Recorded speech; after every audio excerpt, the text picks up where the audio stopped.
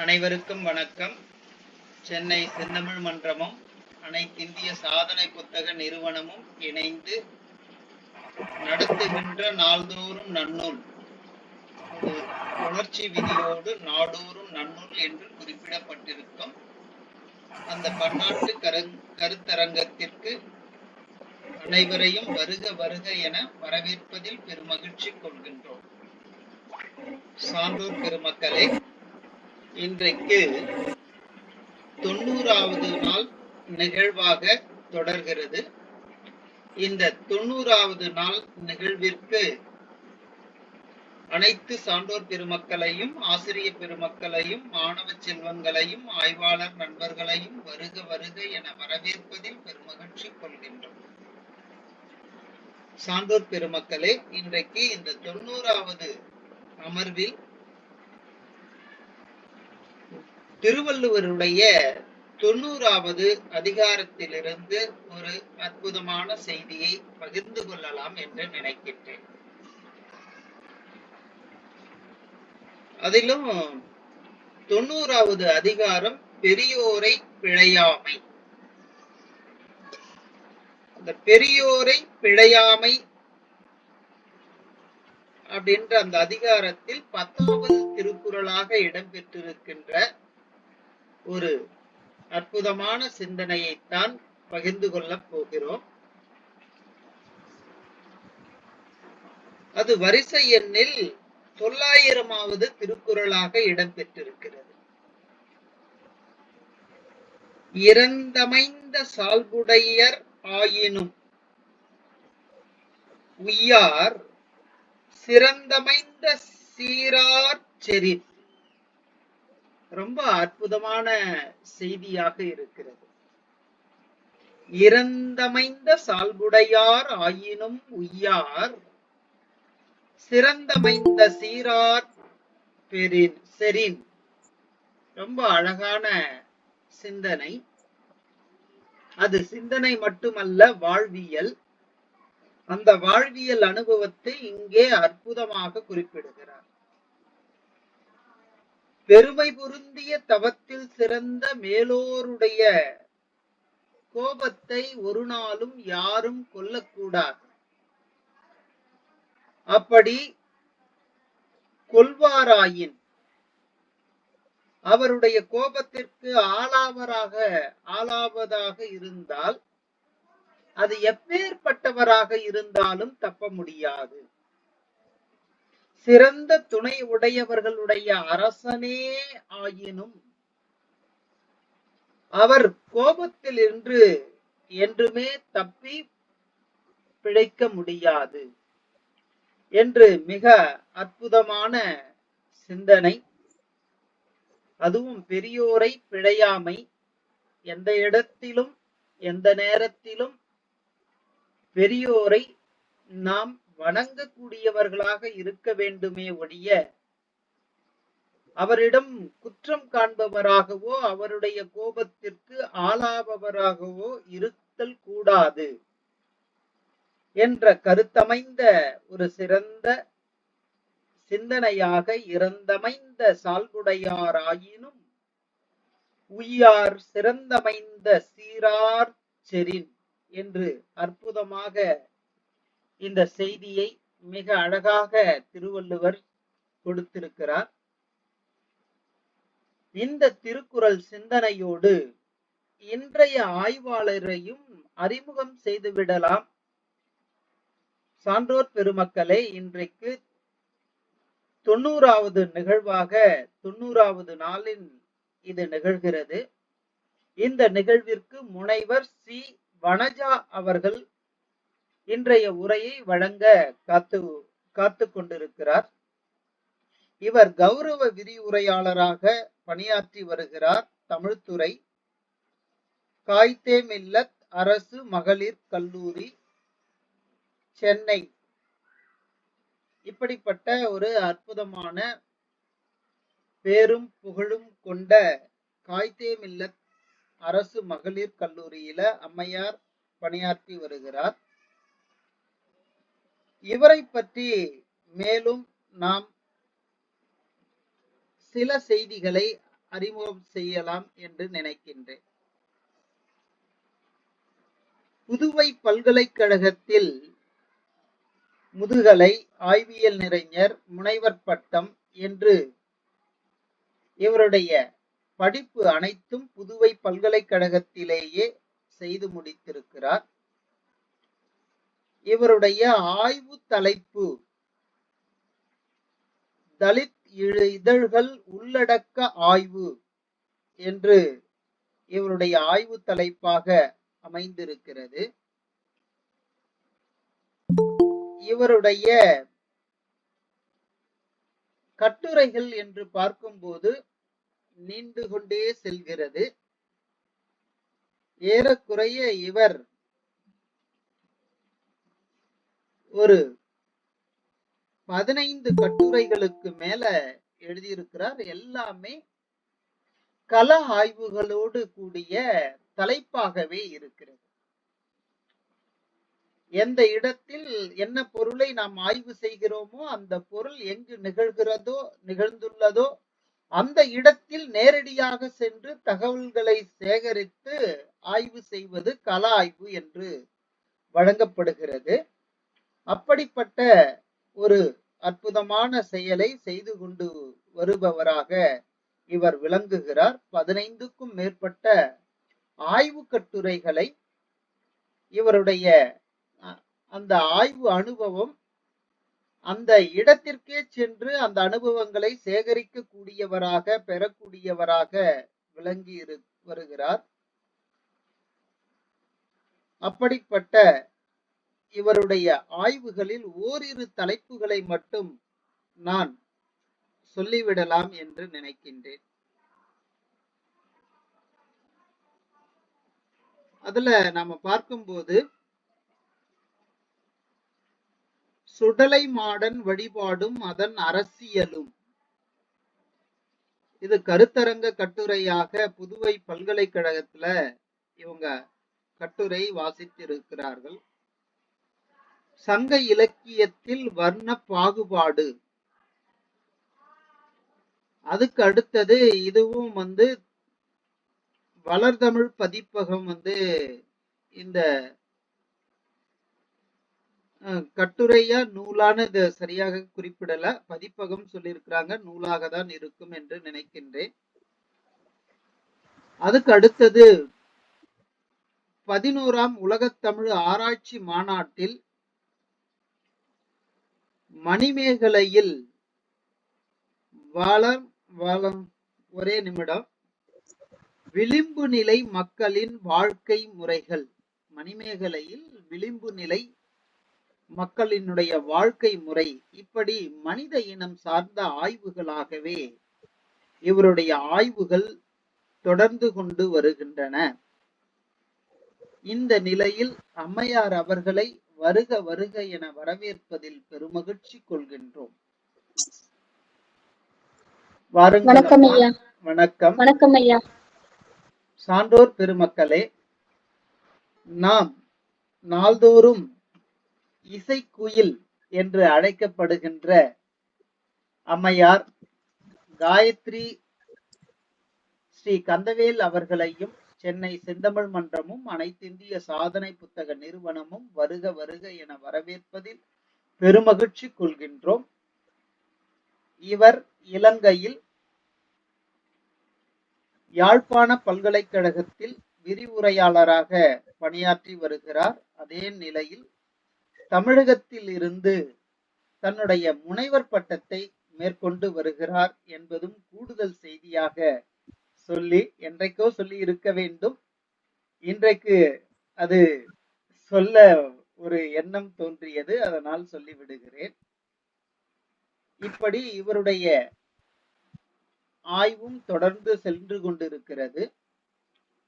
சென்னை செந்தமிழ் மன்றமும் அனைத்திந்திய சாதனை புத்தக நிறுவனமும் இணைந்து இவரையும் சான்றோர் பெருமக்களையும் ஆசிரிய பெருமக்களையும் மாணவ செல்வங்களையும் ஆய்வாளர் நண்பர்களையும் வருக வருக என வரவேற்று இவரிடம் இந்த அமர்வை ஒப்புவித்து இடம் சாருகிறேன். நன்றி, வணக்கம். அனைவருக்கும் வணக்கம். நன்னூல் தொடர்மொழிகளுள் பொருள் சிறக்குமிடம். நூற்பா 370. முன்மொழி பின்மொழி பல்மொழி புறமொழி எனும் 4 இடத்தும் சிறக்கும் தொகைப்பொருள். முன்மொழி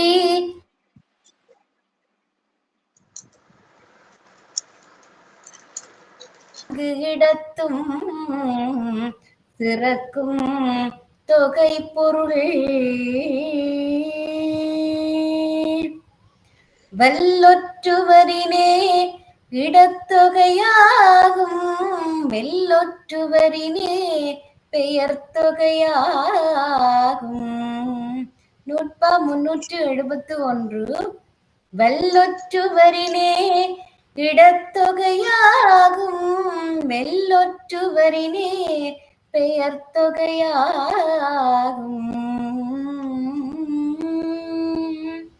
நூற்பா 372. உயர்திணையும்மை தொகை பலர்ரே. உயர்திணை உம்மை தொகை பலரே.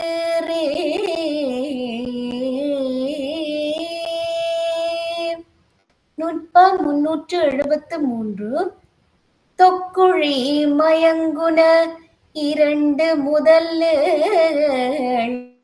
எல்லை பொருளின் மயங்குமென்ப.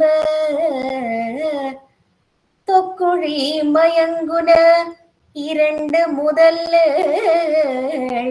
எல்லை பொருளின் மயங்குமென்ப. தொகாநிலை தொடர்மொழி. நூற்பா 374. முற்று ஈரச்சம் எழுவாய் விழிப்பொருள் 6 உருபு கிடையுறி அடுக்கு இவை தொகாநிலை. முற்று ஈரச்சம் எழுவாய் விழிப்பொருள் 6 உருபு கிடையுறி அடுக்கு இவை தொகாநிலை.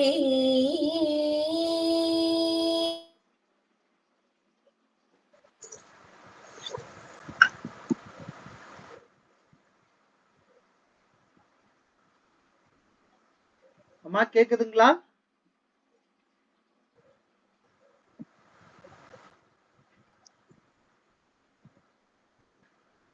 இடம் பொழுது வினாதிரை மரபாம் 7 மயங்கினாம் வழுவே. நூற்பா 376. ஐயம் திணைபால் அவ்வப்பொதுவினும் மெய்தெறி பொருள் மேல் அண்மையும் விளம்புவ. ஐயம் திணைபால் அவ்வப்பொதுவினும் மெய்தெறி பொருள் மேல் அண்மையும் விளம்புவ. நன்றி. நன்றிங்க அம்மா, மிக்க மகிழ்ச்சி. இன்னைக்கு என்னமோ தெரியல, விட்டு விட்டு வந்ததுமா. எனக்கு எல்லாருக்கும் கேட்டதான்னு தெரியல, என்னன்னு தெரியல. பார்க்கலாமா? நன்றிங்கம்மா, மிக்க நன்றி. இன்றைக்கு சான்றோர் பெருமக்களே, தொடர்மொழிகளுள் பொருள் சிறக்கும் இடம். காயத்ரி அம்மாவே அதை நல்லா அழகா பாடினாங்க. பேராசிரியர் வனஜா அம்மா அவர்களை தங்களுடைய உரையை தருமாறு அன்புடன் கேட்டுக்கொள்கிறேன்.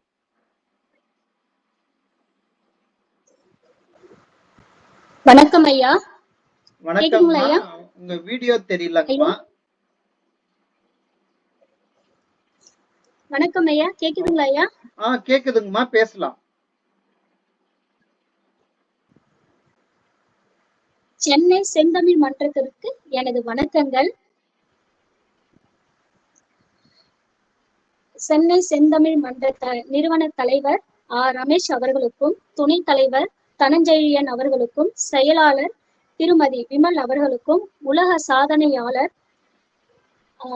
சே வெங்கடேசன் அவர்களுக்கும், நன்னூலை பாடலாக பாடி இசையாக அமைத்த காயத்ரி அவர்களுக்கும் எனது வணக்கங்களை தெரிவித்துக் கொண்டு, அதோடு மட்டுமல்லாமல் இந்த கூட்டத்திற்கு வருகை புரிந்த சான்றோர் பெருமக்களுக்கும், பேராசிரியர்களுக்கும், மாணவர்களுக்கும் எனது வணக்கங்களை தெரிவித்துக் கொண்டு எனது உரையை தொடங்குகின்றேன். ஐயா கேக்குதுங்களா? ஐயா அம்மா கேக்குது, நீங்க தொடர்ந்து பேசலாம். கேட்கலன்னா நானே கூப்பிடுறாங்கம்மா. சரிங்க ஐயா, சரிங்க ஐயா. தொடர்மொழி. தொடர்மொழி என்பது சொற்கள் ஒன்றோடு ஒன்று பொருள் பொருத்தமுடன் தொடர்வது தொடராகும். தொடர்மொழி ரெண்டு வகையில நம்ம சொல்லலாம். ஒண்ணு தொகைநிலை தொடர், தொகாநிலை தொடர். தொகைநிலை தொடர் என்பது இரு சொற்களுக்கு இடையில் வேற்றுமை முதலியவற்றின் உருவுகள் மறைந்து வருதலை குறிக்கக்கூடியது. இரண்டாவது தொகாநிலை தொடர். நிலைமொழி வறுமொழிகளாகிய இரு சொற்களின் இடையில் பிற சொற்கள் வெளிப்பட்டு நிற்கும். இதுதான் தொடர் மொழியாக சொல்லக்கூடியது. நன்னூலாரும் சரி, தொல்காப்பியரும் சொல்லக்கூடியது. அதுக்கு அடுத்தது தொகைநிலை தொடர்கள். நேற்றைய வகுப்புல தொகைநிலை தொடர்களுடைய என்னன்னு சொல்லிட்டாங்க. அதுல எப்படி பொருள் வேறுபட்டு வரக்கூடியது, அதை பற்றி இன்றைய வகுப்புல இன்றைய கருத்தரங்க உரையில வாசிக்கிறேன். தொகைநிலை தொடர்கள் பொருள் சிறக்கும் இடம்.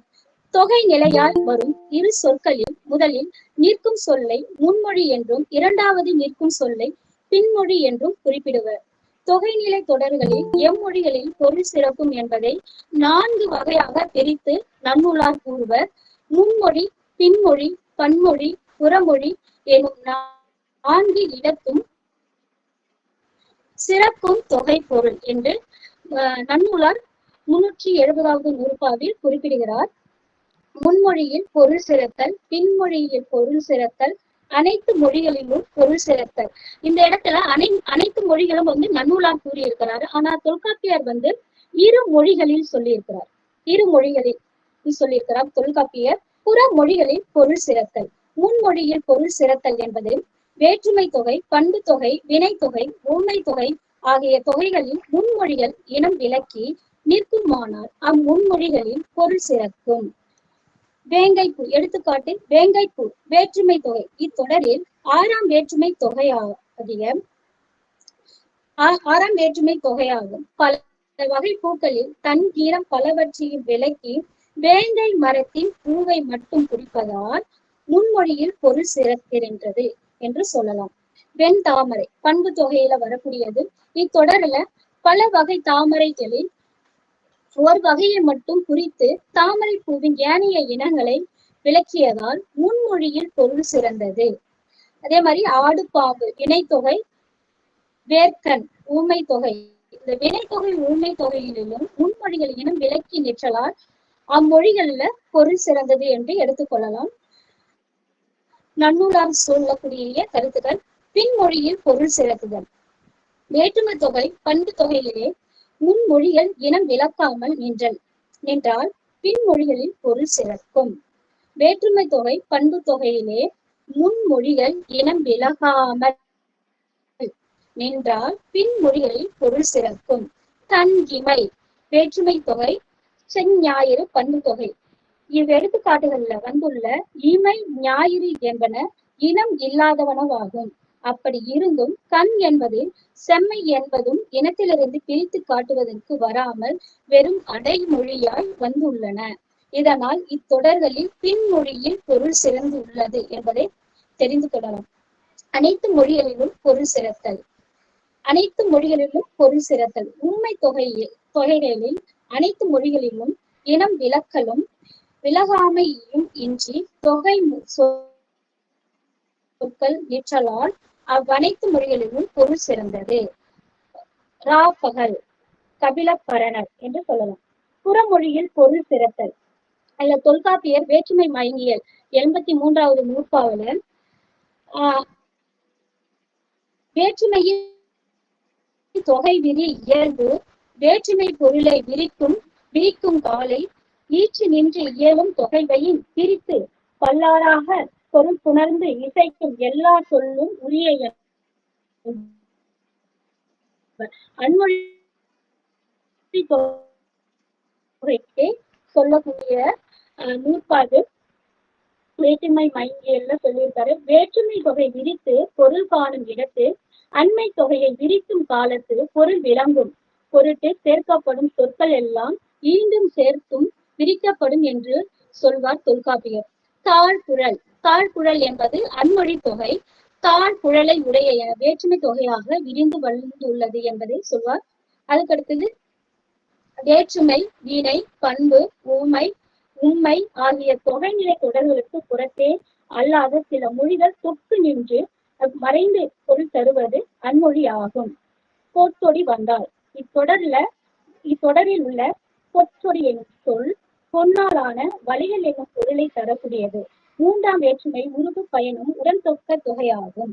இத்தொடர் வந்தால் எனும் வினை சொல்லை தழுவி நிற்பதால் பொன்னாலான வளையலை அணிந்த பெண் வந்தால் என பொருள் தரிச்சு. இத்தொடர் வேற்றுமை தொகை புறத்து பிறந்த அன்மொழி தொகையாக வந்துள்ளது. வந்தால் என்பதின் மேல் பொருள் சிறத்தலால் புறமொழியின் மேல் பொருள் சிறந்தது என்று சொல்லக்கூடியது. இதுல தொல்காப்பியர் என்ன சொல்றாருன்னா பொருள் நிற்கும் இடம் என்று சொல்றாரு. இவர் நன்னூலார் பொருள் சிறக்கும் என்று சொல்றாரு. ஆனா தொல்காப்பியர் பொருள் நிற்கும் இடம் என்று சொல்றாரு. அவைதான் முன்மொழி நிலையலும் பின்மொழி நிலையலும் இருமொழி மேலும் ஒருங்குடன் இலையலும் அம்மொழி நிலையாது அன்மொழி நிலையலும் அந்நான்கு என்ப பொருள் நிலை மரபே. தொல்காப்பியர் எச்சவியல்ல 419ஆம் நூற்பாவுல பொருள் நிற்கும் இடம் என்று சொல்றாரு. முன்மொழி மேல் நிற்றல் பின்மொழி மேல் நிற்றல் இருமொழி மேல் நிற்றல். அதாவது நன்னூலார் பன்மை மொழியாக சொல்றாரு. இவர் இருமொழி மேல் நிற்றல் சொல்றாரு. இந்த ரெண்டு பேருமே உண்மை தொகைக்காக தான் பயன்படுத்துறாங்க. 4வது அவற்றின் மேல் இல்லாது பிறமொழி மேல் நிற்றல் என அத்தொகையும் அவற்றது பொருள்நிலை மரபும் என்று 4 என்று சொல்லப்படும். பொருள் நிலை மரபாக தொல்காப்பியர் சொல்றார் வராது. அதுக்கடுத்து 371வது நூற்பா இடத்தொகை பெயர் தொகைகளுக்கு உரிய வேறுபாடு. வல்லொற்று வரினே இடத்தொகையாகும் மெல்லொற்று வரினே பெயர் தொகையாகும். நன்னூலாருடைய 371வது நூற்பா. அதாவது நிலைமொழிக்கும் வறுமொழிக்கும் இடையில் வல்லினமை மிகுந்து வந்தால் வேற்றுமை தொக்கி வரக்கூடியது. அந்த வேற்றுமை எதுனா 7ஆம் வேற்றுமையாக இங்க சொல்லப்படுது.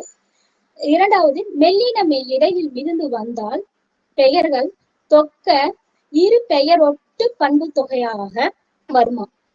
எடுத்துக்காட்டு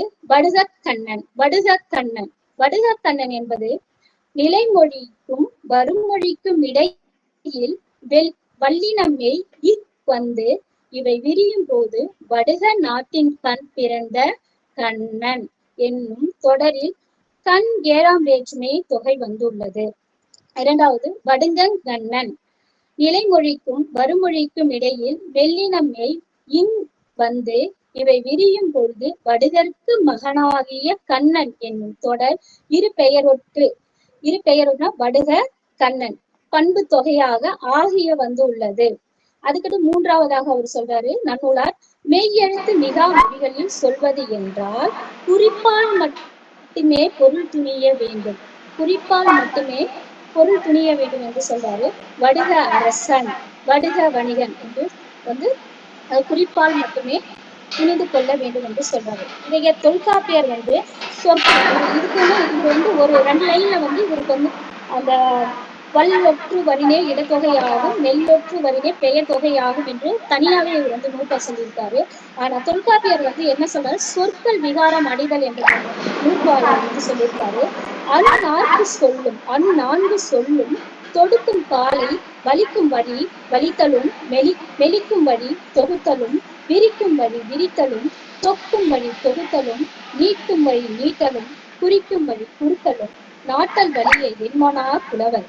அதாவது இயற்சொல், திரிச்சொல், இசைச்சொல், வடச்சொல் என்னும் 4 சொற்களாலும் செய்யும் இடத்து மெல்லெழுத்தை வல்லெழுத்தாக வேண்டுமிடத்து வல்லெழுத்தாக்கியும், வல்லெழுத்தை மெல்லெழுத்தாக வேண்டும் இடத்து மெல்லெழுத்தாகியும், குறைகின்றவற்றை விரிக்க வேண்டுமிடத்து விரித்தும், மிக்குவனவற்றை தொக்க வேண்டுமிடத்து தொகுத்தும், குற்றெழுத்து நீள வேண்டுமாயின் நீட்டியும், நெடியதனை குறிக்க வேண்டுமிடத்து குறுகியும் கூறலாகிய 6 விகாரமும் வரும். அதாவது இதுல அவர் மொத்தமாக சொல்றாரு. ஆனா இந்த இடத்துல என்னன்னா நம்ம எடுத்துக்கணும்னா அந்த 3வது லைனை மட்டும்தான் நம்ம எடுத்துக்கணும். அத வலிக்கும் வழி வலித்தலும், மெலிக்கும் வழி தொகுத்தலும் 2வது லைன்ல அது மட்டும்தான் நம்ம எடுத்துக்கிட்டு இந்த பொருள் கொள்ள வேண்டும். அதுக்கு அடுத்தது அவர் எடுத்துக்காட்டு சொல்லியிருக்காரு, குறுக்கை இரும் புலி. அந்த இடத்துல வல்லெழுத்தும் மெல்லெழுத்தும் மிக குறுகிய பொருளாக வரும் சொல்றாரு. அதுக்கு அடுத்தது 372வது நூற்பா உண்மை தொகைக்கு சிறப்பு விதி. உயர்திணை உண்மை தொகைபவர் ஈரே. உயர்திணை ஒருமையில் வருகின்ற உண்மை தொகைகள் பலர்பால் விகுதிகளை பெற்று முடியும். அவற்றில் 1 ரகர ஒற்றாகவும் 2 கல் என்னும் ஈராகவும் வரும் சொல்றாரு. எடுத்துக்காட்டு கபிலன் பரணர். இங்க கபில பரணர் பலர்பால்ல ரகர ஈறு உள்ளது. தேவன் 2வது தேவன் தேவி, தேவன் தேவிகள். அதாவது இறுதி ஈறுல கல் எனும் சொல் வந்துள்ளது ஈறு. தேவன் தேவிகள். அக்ரிணையிலும் பொதுதிணையிலும் உண்மை தொகைகள் பன்மை விகுதி பெற்றும் பெறாமலும் வரும். அதாவது அக்ரிணையிலும் பொதுதிணையிலும் உண்மை தொகைகள் பொதுவாக ஒரு சொல்றாரு. 3வதாக பெற்றும் பெறாமலும் வரும். அதாவது நன்மை தீமை பன்மை விகுதி இன்றி வந்தது. 2வது நன்மை தீமைகள் பன்மை விகுதி பெற்று வந்தது என்று சொல்வார். தொல்காப்பியர் இத உயர்திணை மருங்கின் உண்மை தொகையை பல சொல் நடைத்தென மொழிமனார் புலவர். உயர்திணையில் வரும் உண்மை தொகை சொற்கள் பலர்பால் புரிய நடையினதாகும் என்று அறிவுடையோர் கூறுவர் என்று தொல்காப்பியர் கூறுகிறார். அதுக்கடுத்தது தொகைநிலை தொடர்கள் பல பொருள்படுதல். அதாவது தொகைநிலை தொடர்கள் பல பொருள்படுதல் அல்லது பொருள் மயக்கம் என்று சொல்லலாம். தொக்குழி மயங்குன 2 முதல் எல்லை பொருளின் மயங்கும் என்ப. தொக்குழி மயங்குன 2 முதல் எல்லை பொருளின் மயங்கும் என்ப. 373வது நூற்பா தொகை மொழி தொடர்கள் ஒரு பொருளை மட்டும் குறித்து வருமானால் பொருள் மயக்கம் ஏற்படாது. தொகை நிலையில் வரும்பொழுது மொழி சூழலாலும் விரித்து பொருள் காண்போரின் பொருள் கொள்ளும் நிலையினாலும் பல பொருள்பட்டு பொருள் மயக்கம் ஏற்படுகிறது. இவ்வாறு தொகையை விரித்து பொருள் கொள்ளும் பொழுது கீழ் எல்லையாக 2 பொருளும் மேல் எல்லையாக 7 பொருள் வரையிலும் தொகைநிலை தொடர் பொருள் மயங்க நிற்கும் என்கிறார் நன்னூலார். அதாவது 2 தொடர்ச்சி. இதுல எது முறைன்னா ஒரு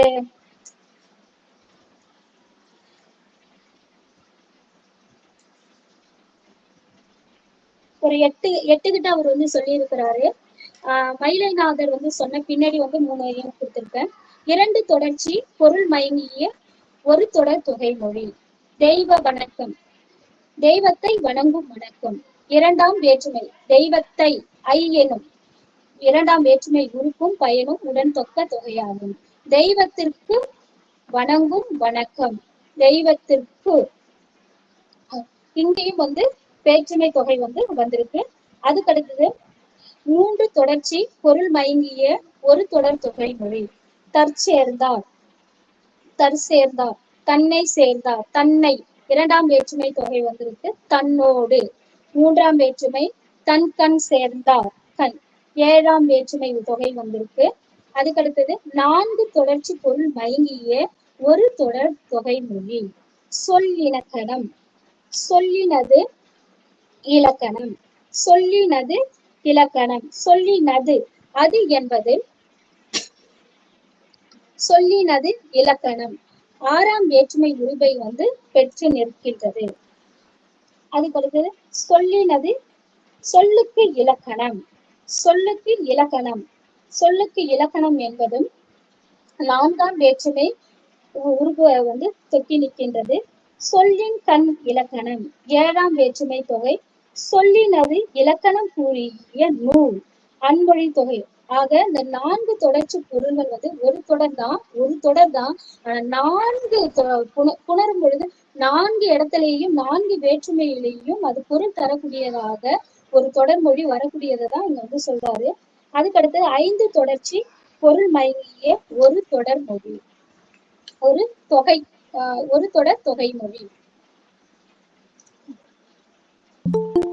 பொன்மணி. பொன்னால் ஆன மணி. பொன்னால் ஆன மணி. ஆள் என்பது வேற்றுமை.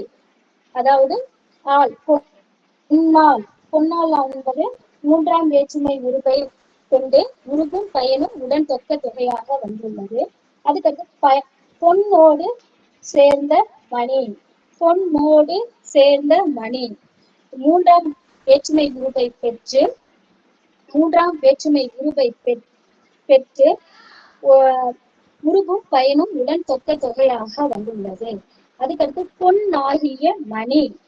பொன்னாகிய மணி பண்பு தொகையில, அது பண்பு தொகையில உள்ள பார்க்கும் பொழுது இரு பெயரொட்டு பண்பு தொகையாக வந்துள்ளது. பொன்னன் கண் மணி. கண் என்பது 7ஆம் வேற்றுமை உறுப்பாக வந்துள்ளது. பொன்னும் மணியும் உண்மை தொகைக்குரியது. இங்க எண்ணுண்மை அடிப்படையில கூட நம்ம சொல்லலாம். அதுக்கடுத்தது 6 தொடர்ச்சி பொருள் மயங்கிய ஒரு தொடர் தொகை மொழி. மரவேலி. மரத்தை காக்கும் வேலி. மரத்தை தை ஐ 2ஆம் வேற்றுமை உருவும் பயனும் உடன் தொக்க தொகையாக வந்துள்ளது.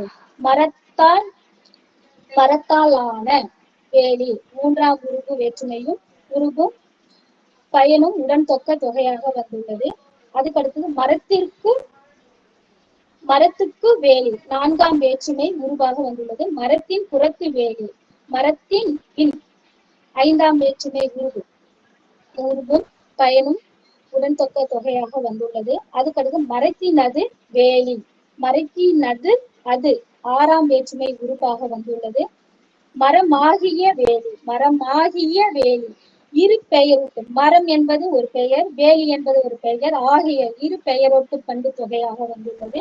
அதுக்கடுத்தது 7 தொடர்ச்சி பொருள் மயங்கிய ஒரு தொடர் தொகை மொழி. 7 தொடர்ச்சி பொருள், அதாவது 7 வேற்றுமைகள்லையும் ஒரே ஒரு தொடர் தான். அது எல்லாத்திலையும் மயங்கும் சொல்லக்கூடியதுதான் அவர் சொல்றாரு. சொல்லால் அறியப்படும் பொருள். சொல்லால். ஆள் என்பது 3ஆம் வேற்றுமை உருவும் பயனும் உடன் தொக்க தொகையாக வந்துள்ளது. சொல்லுக்கு பொருள். 4ஆம் வேற்றுமை வந்துள்ளது. சொல்லினது பொருள். சொல்லினது பொருள். சொல்லினது அது என்பது 6ஆம் வேற்றுமை பொருள். சொல்லின் கண் பொருள் 7ஆம் வேற்றுமை உருவு. சொல்லும் பொருளும் உண்மை தொகைக்குரியதாக சொல்லக்கூடியது. சொல்லாகிய பொருள் இரு பெயரொட்டு பண்பு தொகை. சொல்லானது பொருள். எழுவாய் தொடர்புடையது வரக்கூடியது. அதுக்கடுத்தது மயிலைநாதர் இதுல இந்த அடிப்படையில தான் அவர் பிரிச்சுட்டு போறாரு. 2 தொடர்ச்சி பொருள் மயங்கிய பல தொடர் தொகை மொழி. அதாவது 7ஆவதாக அவர் சொல்றாரு, 2 தொடர்ச்சி பொருள் மயங்கிய பல தொடர் தொகை மொழி. வாளை மீனுள்ள தலைப்படல் என்பது வாளை மீனை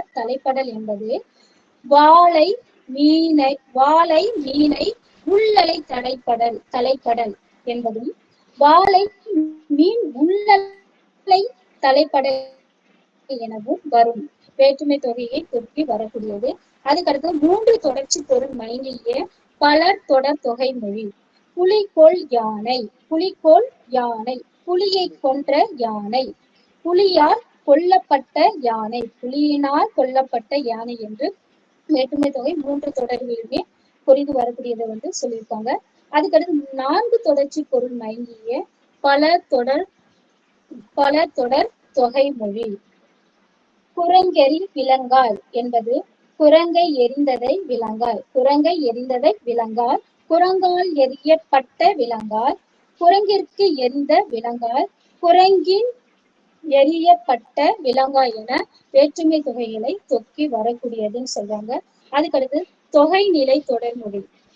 தொகைநிலை தொடர்மொழியில தொகைநிலை தொடர் என்பது சொற்கள் வேற்றுமை அன்மொழி பொருள்களில் உருவுகள் இருந்து மறையாமலும் உருவுகளே இல்லாமலும் தொடரும் தொடராகும். அவை வேற்றுமை தொகா நிலை தொடரில் வேற்றுமைக்கு உரிய உறுப்புகள் மறையாமல் வெளிப்பட்டு தொடரும். இத்தொகாநிலை தொடர் 9 வகைப்படும். தொகாநிலை தொடர் 9 வகைப்படும் என்று சொல்றாங்க. முற்று, ஈ, எச்சம், எழுவாய், விழிப்பொருள், 6 உருபு, இடை, உரி, அடுக்கு இவை தொகாநிலை. 374வது நூற்பா. தொகாநிலை தொடர் 9 வகைகளாக சொல்றாரு நன்னூலார். வினைமுற்று தொடர், பெயரச்ச தொடர், வினையச்ச தொடர், எழுவாய் தொடர், விழி தொடர், வேற்றுமை தொகாநிலை தொடர், இடைச்சொல் தொடர், உரிச்சொல் தொடர், அடுக்கு தொடர், ஒரு சொல் அடுக்கி வரும் புணர்ச்சி, அடுக்கு தொடர். இந்த அடிப்படையில அவர் சொல்றாரு. அதுல வினைமுற்றுனா அறுவகை பெயர்களை பயனிலையாக கொண்டு முடிவது வினைமுற்று தொடர் ஆகும். நன்னூலார் 323வது நூற்பால பொதுவியல்பு 6ஐயும் தோற்றி பொருட்பெயர் முதல் 6 பெயர் அல்லது ஏற்பிலர் முற்றே என்று சொல்றாரு. வாக்கியத்தின் இறுதியில இடம்பெற வேண்டிய வினைமுற்று முதலில் இடம்பெற்று 6 வகை பெயரையும் கொண்டு முடியும். இது வினைமுற்று தொடர் எனப்படும். வந்தான் சாத்தன் தெரிநிலை வினைமுற்று. அதாவது வந்தான் என்பது காலங்களை காட்டக்கூடியது வெளிப்படையாக, அதனால தெரிநிலை வினைமுற்று தொடர். நல்லன் சாத்தான் குறிப்பு வினைமுற்று. குறிப்பால் இன்னைக்கு நல்லவனா இருக்கலாம், நேற்றைய கெட்டவனா இருக்கலாம், குறிப்பால் உணர்த்தக்கூடியதுனால இது குறிப்பு வினைமுற்று தொடர் என்று சொல்லக்கூடியது. அதுக்கு அடுத்தது தொல்காப்பியம் இதுக்கு தொல்காப்பியம் 3 நூற்பாகல இதை வினைமுற்ற விளக்கிட்டு போறாரு. முதல் இதுல வினைமுற்றின் இயல்பாக சொல்றாரு. எச்சவியல்ல தான் இறப்பின், நிகழ்வின், எதிர்வின் என்று அச்சிறப்புடைய மரபின் முக்காலமும் தன்மை, முன்னிலை, படர்க்கை என்னும் மூவிடத்தான் வினையினும் குறிப்பினும் மென்மையானும் இவ்விரண்டு ஆகும். அவ்வாறு என்ற முற்றியல் மொழிப. தொல்காப்பியம் எச்சவியல் 427வது நூற்பாவுல சொல்றாரு. முற்று சொல்லாது இறப்பு, நிகழ்வு, எதிர்வு என்னும் 3 காலத்தும் தன்மை, முன்னிலை, படர்க்கை என்னும் 3 இடத்தும் உயர்திணை, அஃறிணை, பொதுதிணை ஆகிய பொருள் தோறும் வினையினாலும் குறிப்பினாலும் ஆகிய 2ஆக வரும். அந்த 6 வகை சொல்லும் மேற்கூறிய விதியுள் அடங்காது பிற இடங்களில் வரும் என சொல்றாரு. இன்னொரு நூற்பால 428வது நூற்பால எவ்வையின் வினையும் அவ்வியல் நிலையும்.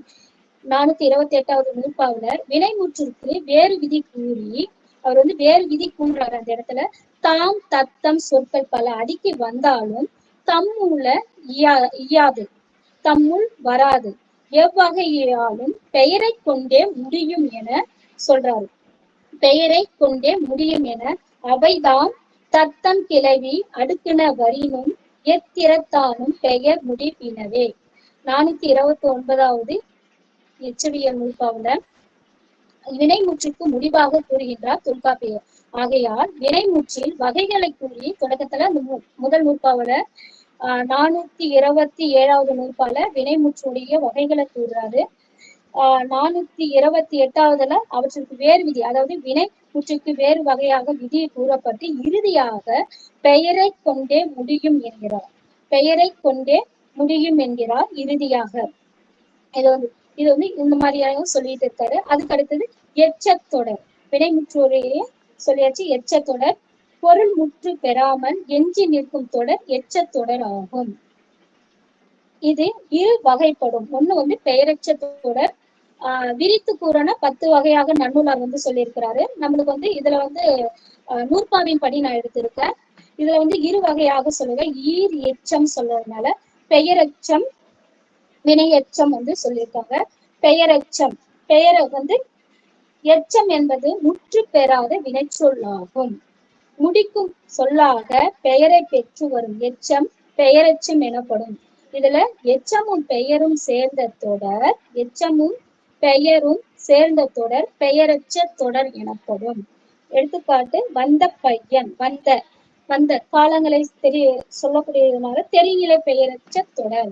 நல்ல பையன் குறிப்பு பெயரச்ச தொடர். தொல்காப்பியர் சொல்றாரு பெயரச்சத்துக்கு பெயரெஞ்சி கிளவி பெயரொரு முடிமே. பெயரச்சம் பெயரை கொண்டு முடியும். பெயரச்சம் பெயரை கொண்டு முடியும் என்று தொல்காப்பியர் வந்து சொல்கிறார். கூறியிருக்கிறார்.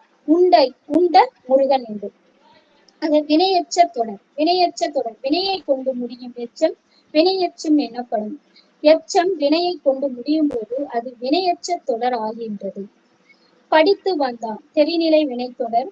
மெல்ல வந்தான் குறிப்பு வினைத்தொடர். தொல்காப்பியம் இதற்கு வினையஞ்சி கிளவிக்கு வினையும் குறிப்பும் இணைய தோன்றிய முடிவாகுமே. ஆயிற்கு குறிப்பே ஆக்கமோடு வருமே. அதாவது வினையச்சத்திற்கு தெரிநிலை வினையும் குறிப்பு வினையும் முடிவாகும். வினையச்சத்திற்கு தெரிநிலை வினையும் குறிப்பு வினையும் முடிவாகும். அங்கனம் முடியும் இடத்துல குறிப்பு வினை ஆக்க வினையுடன் முடியும். உழுது எடுத்துக்காட்டு உழுது வந்தான், உழுது வருதல், உழுது வந்தவன் என வினையச்சம் வினைப்பெயரோடு முடிதலை நினைய தோன்றிய என்ற விதியினால் கொள்ள வேண்டும் என்கிறார் தொல்காப்பியர். எழுவாய்த்தொடர். எழுவாய்த்தொடர் 8 வேற்றுமைகளில் முதல் வேற்றுமை எனப்படும். எழுவாய் வேற்றுமை வேற்றுமைகளுக்குரிய ஐ முதலிய உருவுகள் ஏற்காமல் திரிவில்லாத பெயராய் விளங்குவது எழுவாய் வேற்றுமை ஆகும்.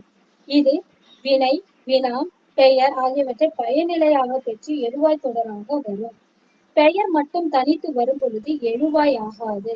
பெயர் தனக்குரிய பயனிலையை கொண்டு முடியும் பொழுதே அது எழுவாய் எனும் தகுதி பெறும் என்று சொல்கிறார். கம்பன் பாடினார். இத்தொடரில் கம்பன் எனும் எழுவாய் பாடினார் எனும் வினைமுற்று பயனிலையாக வந்து முடிந்தது. விழித்தொடர் எட்டன் உருவே எய்து பெயர் ஈற்றின் திரிபு குன்றல் மிகுதல் இயல்பு அயல் திரிபு ஆம் பொருள் படர்க்கையோரை தன் முகமாக தான் அழைப்பதுவே. நன்னூலார் 333வது நூற்பாலை விழித்தொடர் சொல்கிறார். 8ஆம் வேற்றுமை விழி வேற்றுமை எனப்படும்.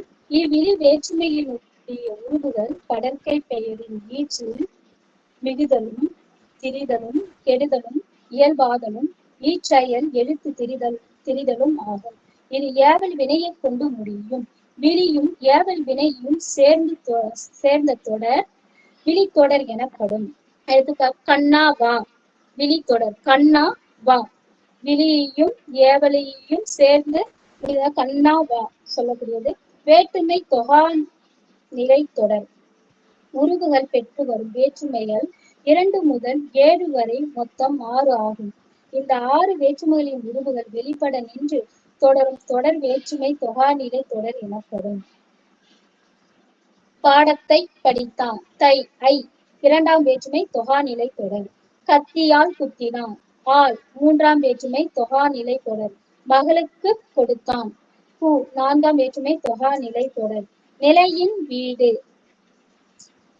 5ஆம் வேற்றுமை தொகாநிலை தொடர். சாத்தனது வீடு அது 6ஆம் வேற்றுமை தொகாநிலை தொடர்.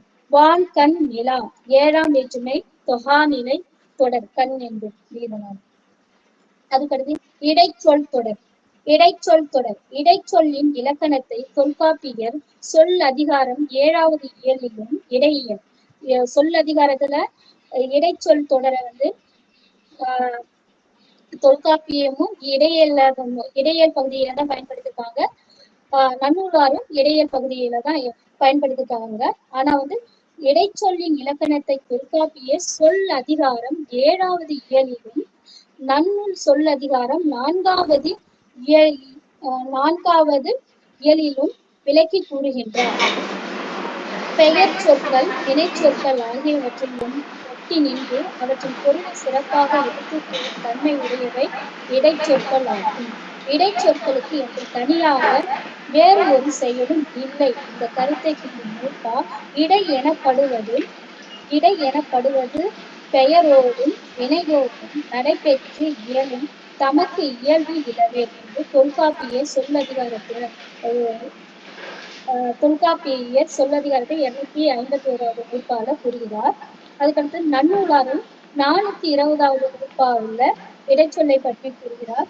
அதுக்கு எடுத்துக்காட்டு மற்ற ஒன்று கேள் இடைச்சொல் தொடர். மற்ற என்னும் இடைச்சொல் பெயருக்கு முன் வந்தது என்று சொல்லலாம். அதுக்கடுத்து உரிச்சொல் தொடர். உரி என்பது உரிய என்ற பொருளை தருவதாகும். உரியன உரிமை. உரிச்சொல் எதற்கு உரியது என்றால் செயலுக்கு உரியதாகும். உரிச்சொற்கள் பெரும்பாலும் பேச்சு வழக்கில் பயின்று வராத சொற்களாக கருதலாம். உரிச்சொல் பெயருக்கும் இணைக்கும் உரிய சொல் என்றும், உரிச்சொல் பெயருக்கும் இணைக்கும் அடையாக வருவதோடு அவற்றின் பண்பையும் விளக்கி நிற்கும். உரிச்சொல்லின் பொது இலக்கணத்தை நன்னூலார் பல்வகை பண்பும் பகற்பெயர் ஆகி ஒரு குணம் பல குணம் தழுவி பெயர் வினை ஒருவா செயலுக்கு உரியன உரிச்சொல் என 442வது நூற்பாவில் குறிப்பிடுகின்றார். உரிச்சொல் என்பது பல்வேறு வகைப்பட்ட பண்புகளை உணர்த்தும் பெயராகும். ஒரு சொல் ஒரு பண்பை உணர்த்தலாம், ஒரு சொல் பல பண்புகளையும் உணர்த்தலாம். உரிச்சொல் பெயர் சொற்களோடு வினை சொற்களோடும் சேர்ந்து அவற்றின் பண்பை உணர்த்த வரும். உரிச்சொல் செயலுக்கு உரிய சொல்லாக வரும் என்று நன்னூலார் கூறுகிறார். எடுத்துக்காட்டு சால தின்றான். சால என்னும் உரிச்சொல் தின்றான் என்னும் வினைச்சொல்லோடு சேர்ந்து வந்தது என்று சொல்லலாம். அடுக்கு தொடர். அசைநிலை பொருள்நிலை இசை நிறைக்கு ஒரு பொருள் அசைநிலை பொருள்நிலை இசை நிறைக்கு ஒரு சொல் 2, 3, 4 எல்லை முறை அடுக்கும். ஒரு சொல் விரைவு, வெகுளி, உவகை, அச்சம், துன்பம், அசைநிலை, இசைநிலை முதலிய காரணம் பற்றி 2 முதல் 4 முறை அடுக்கி வருவது அடுக்கு தொடர் எனப்படும். வந்த சொல்லை திரும்பவும் வருதல். அசை நிலைக்கு 2 முறையும் பொருள் நிலைக்கு 2 அல்லது 3 முறையும் அசை நிலைக்கு 2, 3 அல்லது 4 முறையும் ஒரு சொல்லை அடுக்கி வரும். அடுக்கு தொடரில் அடுக்கி வரும் சொல் பெயர் அல்லது வினைச்சொல் ஆகும். எடுத்துக்காட்டு பாம்பு. இதைய தொல்காப்பியர் தொகை போல் அடுக்கி வருவன பொருள் நிறை அசை நிறை பொருளோடு புணர்தல் என்று அவை 3 என்ப ஒரு சொல் அடுக்கே. இசை நிறத்தலும் அசை நிலையார் எச்சலும் பொருள் வேறுபாட்டுடன் சேர்தலும் என்று ஒரு சொல் அடுக்கி 3 விகாரப்படும் என்று தொல்காப்பியர் கூறுகிறார். எடுத்துக்காட்டு எயம்பன் மொழிந்தனன் இசை நிலை மற்றோ அசை நிலை பாம்பு பொருளோடு புணர்தல் என்று தொல்காப்பியர் கூறுகின்றார். அதுக்கடுத்தது வழாநிலை வழு அமைதி. வழாநிலை இலக்கண முறையுடன் பேசுவதும் எழுதுவதும் வழாநிலை. ஒரு மனிதன் தன் கருத்தை வெளிப்படுத்த முயற்சிக்கும் போது இலக்கண முறையின்றி பேசுவதும் எழுதுவதும் வழு குற்றம் ஆகும் என்று சொல்லலாம். வழுக்களின் வகைகள் 375வது நூற்பா. திணையே பாலிடம் பொழுது வினாவரை மரபே 7 மைநிறமாம் வழுவே என்று நன்னூலார் 375வது நூற்பாவில வழுக்களுடைய வகைகளாக சொல்வாரு. திணை பால் இடம் பொழுது வினா விடை மரபு ஆகிய 7 வழுக்களின் வகைகள் ஆகும். இரு திணையும் ஐம்பாலும் மூவிடமும் முக்காலமும் வினாவும் விடையும் பல வகை மரபுகளும் ஆகிய 7 தத்தம் நெறியில் இருந்து மயங்கி வரக்கூடியவை வழுவாகும். திணைநிலை வழு சொற்றொடர்களில் ஒரு திணைக்கு உரிய பெயரை பயன்படுத்துகிற போது அத்திணைக்கு உரிய வினையை கொண்டுதான் முடிக்க வேண்டும். அவ்வாறு முடிக்காவிட்டால் அது திணை வழுவாகிவிடும். அப்பா வந்தது. சொற்றொடர்களில் அப்பா எனும் உயர்திணைக்கு உரியது. அப்பா எனும் பெயர் உயர்திணைக்கு உரியது. இச்சொல் எழுவாயாக வந்துள்ளது. வந்தது என்பது வினை பயனிலை. அது இது அக்ரிணை சொல். அப்பா எனும் உயர்திணை வலு உயர்திணை எழுவாயிற்கு முடிக்கும் சொல்பாக வந்தது இடம்பெற்றுள்ளது. இவ்வாறு உயர்திணை எழுவாய்க்கு அக்ரிணையும் அக்ரிணை எழுவாய்க்கு உயர்திணை பயனிலையாக வருவதும் வலுவாகும். பால் வலு. ஆண்பால், பெண்பால், பலர்பால், ஒன்றன்பால், பலவின்பால் எனும் 5 பால்களுக்கு உரிய பெயர்கள் எழுவாயாக வினை நிகழ்த்தும் பொருளாகவே வரும்பொழுது இவற்றிற்கான வினை அவற்றிற்கு உரிய பாலில் அமையாமல் வேறு பாலில் அமைதல் வலுவாகும். அவன் வந்தான். அவன் என்பது ஆண்பால் உயர்திணை, வந்தாள் என்பது பெண்பால் உயர்திணை. இடம் மாறி வருவதனால இடவழு. பால்வழு. இடவழு. ஓர் இடச்சொல் மற்றோர் இடச்சொல்லோடு முடிவது. ஓர் இடச்சொல் மற்றோர் இட சொல்லோடு முடிவதுதான் இடவழு ஆகும். யான் வந்தான். யான் என்பது தன்மை, வந்தான் என்பது படர்க்கை. அதனால இடவழு அமைதியாக வந்தது. காலம். காலம் 3 வகையாக சொல்லலாம். இறந்த காலம், நிகழ்காலம், எதிர்காலம் ஆகும். இறப்பெதிர்வு நிகழ்வென காலம் 3 நன்னூலார் 382வது நூற்பாவில் கூறுகிறார். ஒரு காலத்திற்குரிய வினையை வேறு காலத்தில் கூறுவது வலுவாகும். நாளை வந்தான். நாளை என்பது எதிர்காலத்தை குறிக்கக்கூடியது. வந்தான் என்பது இறந்த காலத்தை குறிக்கக்கூடியது. ஆகையால் இவை காலவழி என்று பெயர் பெற்றது. வினாவழு. வினாவினும் செப்பினும் விரவா சினை முதல் நன்னூல்ல 387வது நூற்பால வினவும் போதும் விடை கூறும் போதும் சினையும் முதலும் ஒன்றென வைத்து முதலோடு சினையும் சினையோடு முதலும் மயங்கும்படி சொல்லக்கூடியதுதான் வினாவழு சொல்லக்கூடியது. வினவப்பட கூடாத பொருளை வினவுதல் வினாவழுவாகும். ஒரு விரலை காட்டி இது சிறிதோ பெரிதோ என்று சொல்லக்கூடியது வினாவழுவாகும். அங்க வினாவை எழுப்பதற்குரிய இடமாக இல்லாததால் சொற்தொடர் வினாவழுவாக வந்துள்ளது. விடைவழு. வினவியதற்கு பொருத்தமின்றி விடை கூறுதல். வினவியதற்கு பொருத்தமின்றி விடை கூறுதல் தான். இப்ப கடம்பூருக்கு வழியாது எனின் இடம்புனி என் ஆவின் கன்று அன்று என்பது. கடம்பூருக்கு ஊருக்கு வழி கேட்டா வேற எங்கேயோ பதில் சொல்லக்கூடியதுதான் விடைவழு. நான் ஒரு கேள்வி கேட்க மற்றவர்கள் வேற ஒரு பதிலை சொல்லக்கூடியது விடைவழு சொல்லக்கூடியது. அதுக்கடுத்து மரபு வழு. மரபு வழு காரண முதலால் ஆக்கம் பெற்றும் காரணமின்றி ஆக்கம் பெற்றும் ஆக்கமின்றி காரணம் அடுத்தும் இருமையும் இன்றியும் இயலும் செய்யும் பொருள் என்று செயற்கை பொருளை முறையில மரபு வழுவை கூறுகிறார் நன்னூலார் 405. தொல்காப்பியரும் மரபு வழுவை இப்படி செயற்கை முறையில அவர் கூறியிருக்கிறாரு. முன்னர் கூறிய வழக்கில் இருந்து மாறுபட்டு கூறுதல் தான் மரபு வழு. ஏனை மெய்ப்பானை இடையன் ஆடி மெய்ப்பானை பாகன் என்பதும் யானை மெய்ப்பவனை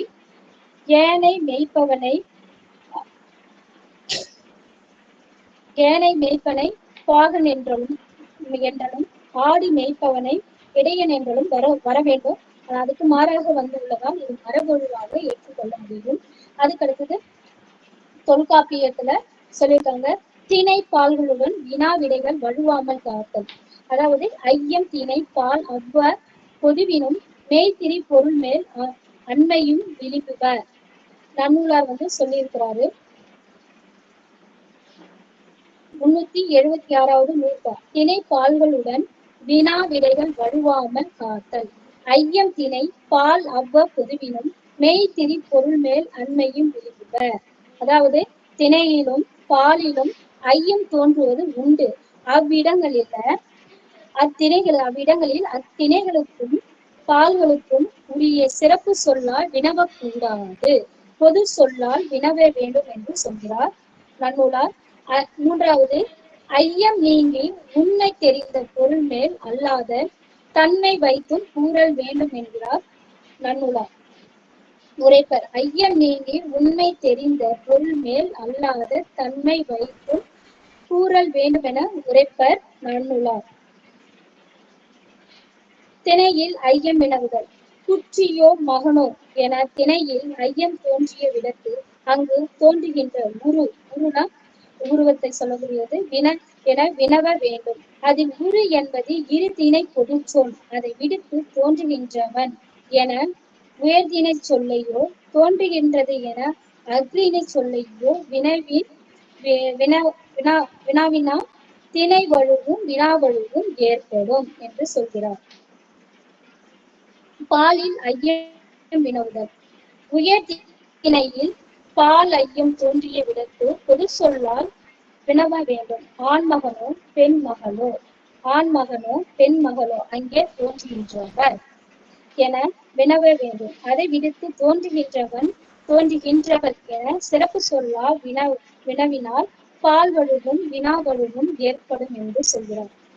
அஃறிணையில் பால் ஐயம் தோன்றிய விடத்து பொது சொல்லால் வினவ வேண்டும். ஒன்றோ பலவோ இச்செய்புக்க பெற்றம்னா மாடு, இவ்வாறு வினாவாமல் பசு எருது என சிறப்பு சொல்லால் வினவின் பால் வழுவும் வினாவழுவும் ஏற்படும் என்று சொன்னார். துணிந்த பொருளை கூறும் முறை. திணையிலும் பாலிலும் ஐயம் நீங்கி உண்மை அறிந்தவிடத்து குற்றி என்றால் மகன் அன்று எனவும், மகன் என்றால் குற்றி அல்லன் எனவும் கூற வேண்டும். ஆண்மகன் என்றால் பெண் மகள் அல்லன் எனவும், பெண் மகள் என்றால் ஆண்மகன் அல்லன் எனவும் கூற வேண்டும், துணிவாக கூற வேண்டும். ஒன்று என்றால் பல அன்று எனவும், பல என்றால் ஒன்று அல்ல எனவும் கூற வேண்டும்.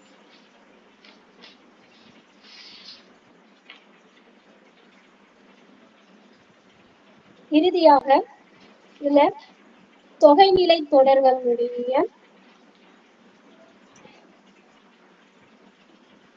தொகைநிலை தொடர்கள் முன்மொழியில் எவ்வாறாக பொருள் சிறந்தன, பின்மொழி, அன்மொழி, அதுக்கு அடுத்தது உண்மை மொழி எல்லாம் பார்த்தோம். ஐயா அம்மா நிறைவுற்றதம்மா?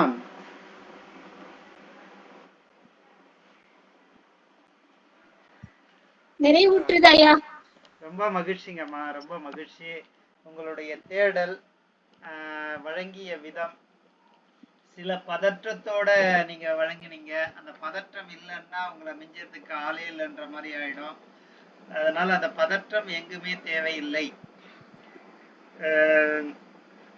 ரொம்ப அற்புதம். அது முதல் முறையாக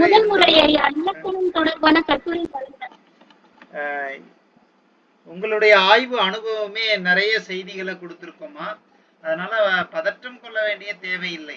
ஏன்னா நாட்டுப்புறவியல் சார்ந்த ஆய்வுகளாக தான் மொத்தம் இருக்கு. பார்த்த அளவுக்கு மொத்தம் நாட்டுப்புறவியல் தான் முழுக்க முழுக்க இருக்கு. நம்ம நேரடியா போய் மக்களை சந்திக்கும் போது இந்த பதற்றம்லாம் வரவே கூடாது. அவங்க கூட இயல்பா அந்த மக்களோட ஒன்றிதானே பேசுவோம். அது போலதான் ஒவ்வொரு இடமும், வேற ஒண்ணும் கிடையாது. அந்த பதற்றம் தேவையில்லை. ஆனா தங்களுடைய அந்த தேடல் முயற்சி இருக்கு இல்லையா, தேடல் ரொம்ப அற்புதமான முயற்சி. நல்லா தேடி இருக்கிறீங்க. ஒவ்வொரு பொருளும் எங்கெங்க இருக்கு, ஒவ்வொரு பொருளும் எதனோட தொடர்பு பட்டு இருக்கு, முன்ன பின்ன இந்த சிங்க நோக்குன்னு சொல்லுவாங்க இல்லையா, இந்த இடைய பொதுவியலுக்கு தான் சிங்க நோக்கு அப்படின்னு சொல்லி ரொம்ப அற்புதமாக இதற்கு விளக்கம் தருவார்கள் உரையாசிரியர் பெருமக்கள். அதே நிலையில நீங்க ரொம்ப அற்புதமா இந்த நூல் முழுக்க தேடி இருக்கிறீங்க. இந்த செய்தி வேற எங்க இருக்கு, வேற எங்க இருக்குன்னு தேடி தேடி பார்த்து ரொம்ப அற்புதமா எடுத்து கொடுத்திருக்கிறீங்க.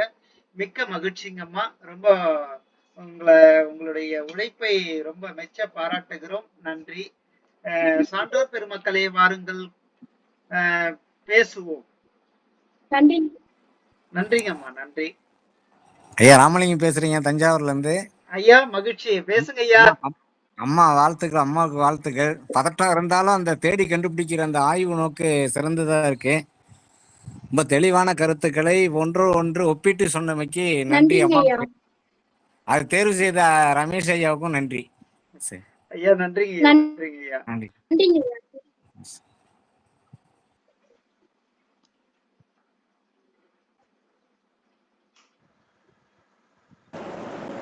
வணக்கம்மா.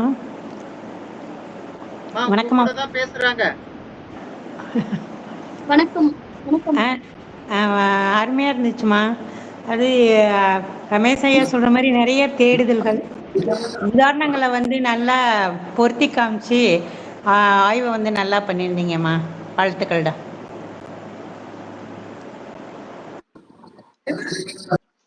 நன்றிங்கம்மா. நன்றிங்கம்மா, நன்றி. பேசலாமே, இடையில யாரோ பேச வந்தீங்க.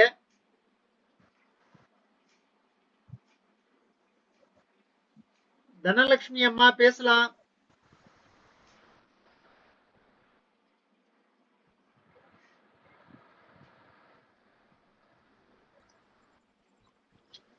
அம்மா வணக்கம். அம்மா வணக்கம், பேசலாமா? பேசுங்க. வணக்கம்ங்க. வணக்கம்மா.